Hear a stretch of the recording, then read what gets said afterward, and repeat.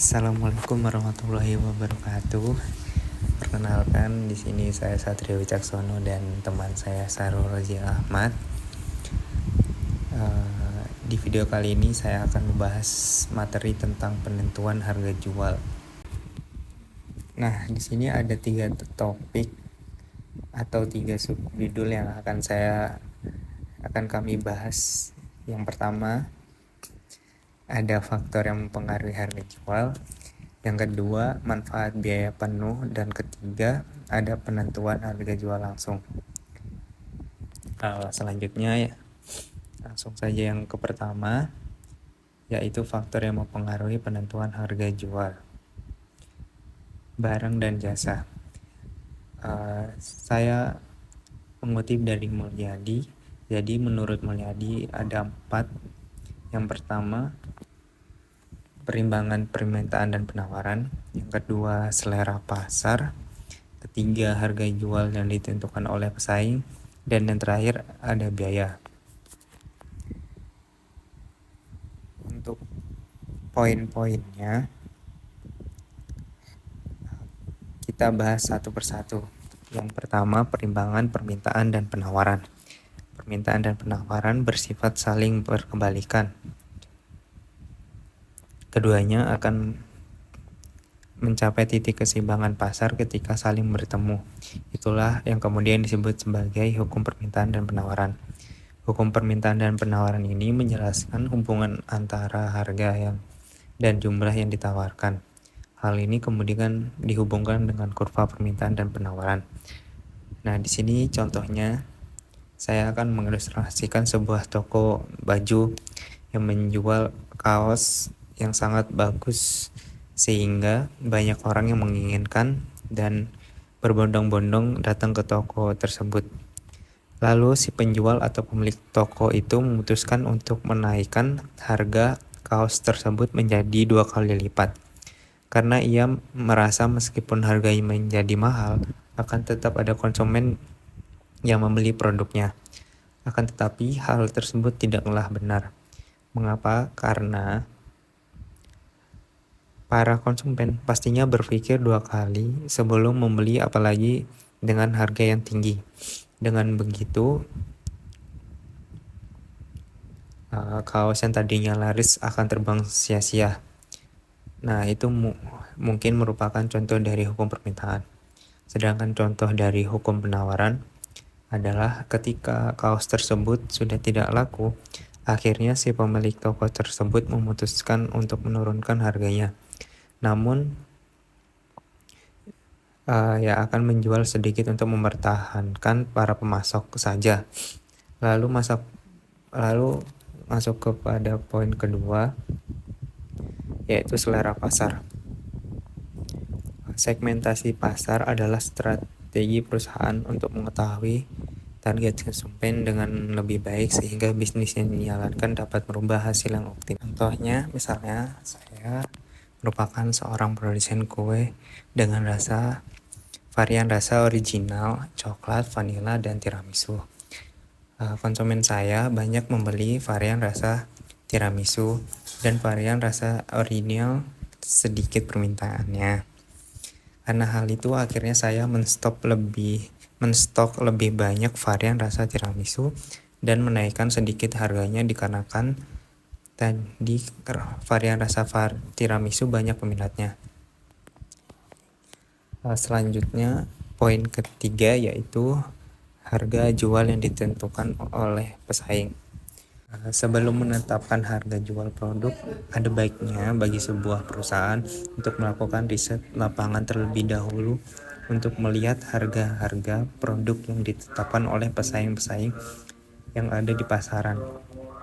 Setelah mengetahui harga jual rata-rata para pesaing, mungkin kita bisa menentukan harga jual produk yang lebih tinggi, namun sedikit mengandalkan kualitas bahan baku yang top atau yang terbaik. Atau bisa juga harga jual produk kita lebih rendah sedikit, namun dengan kualitas bahan baku yang biasa dan disertai dengan beragam variasi yang ditampilkan dibanding dengan para pesaing, sehingga konsumen akan lebih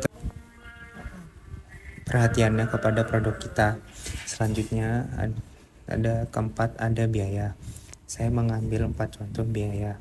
Yang pertama ada biaya produksi, merupakan biaya yang dikeluarkan pada saat produk masih dalam tahap produksi. Biaya produksi meliputi biaya bahan baku, produk, biaya tenaga kerja langsung, dan sebagainya. Kedua ada biaya pemasaran, merupakan biaya yang dikeluarkan untuk pemasaran atau mempromosikan produk baru sebuah perusahaan. Yang ketiga, biaya operasional, merupakan biaya yang dikeluarkan untuk membuat bisnis sebuah perusahaan tetap berjalan, seperti biaya gaji karyawan, biaya listrik, biaya PAM, biaya telepon, biaya iuran bulanan, iuran kebersihan, dan lainnya.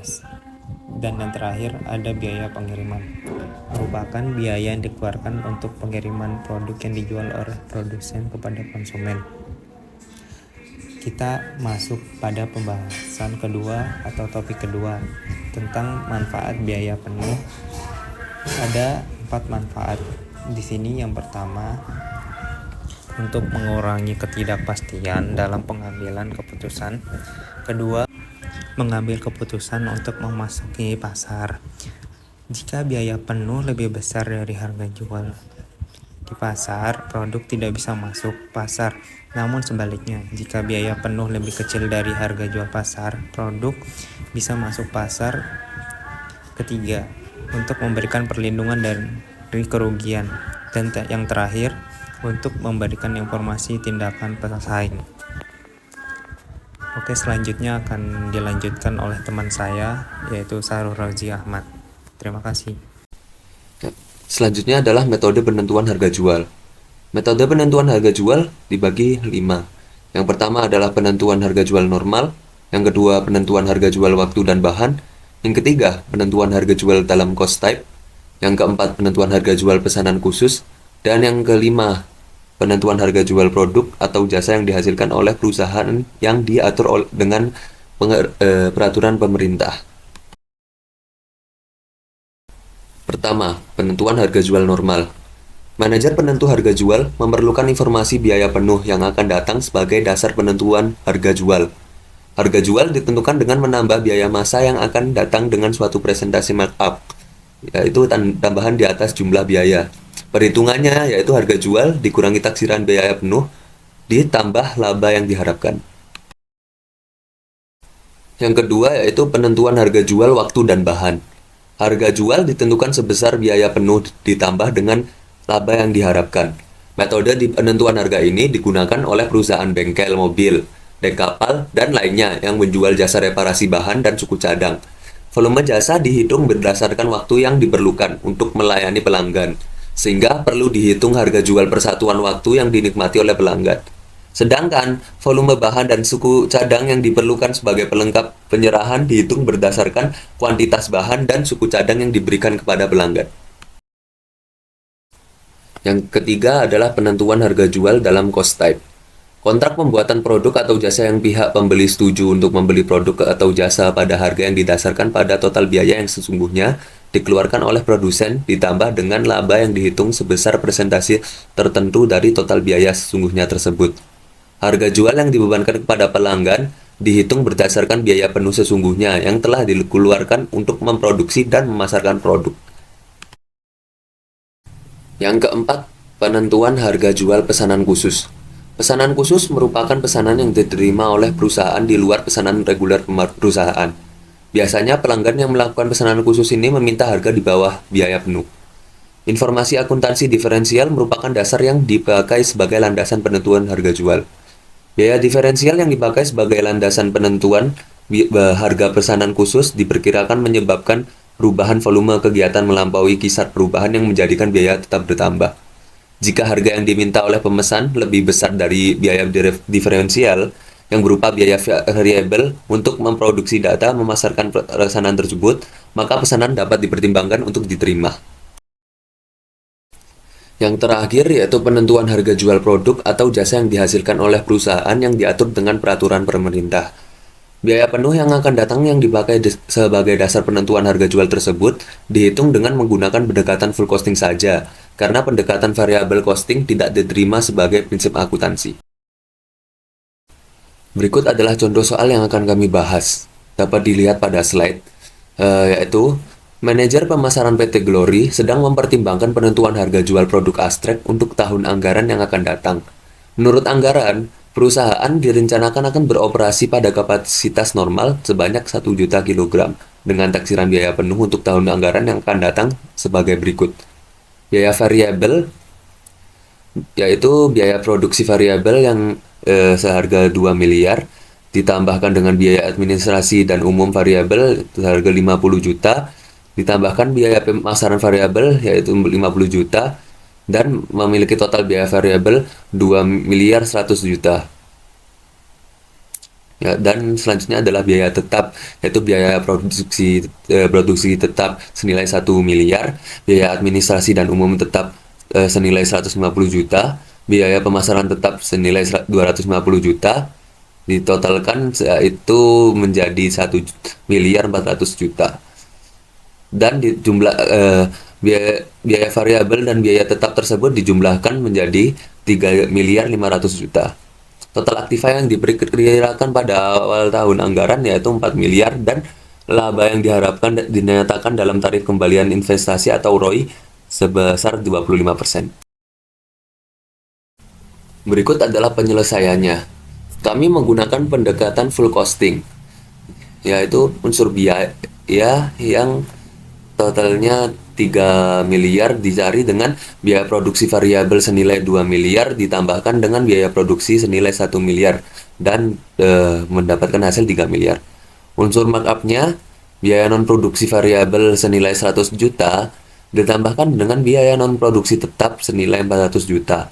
Ditambahkan lagi dengan ekspektasi laba 25% kali 4 miliar senilai 1 miliar dan didapatkan hasil 1 miliar 500 juta.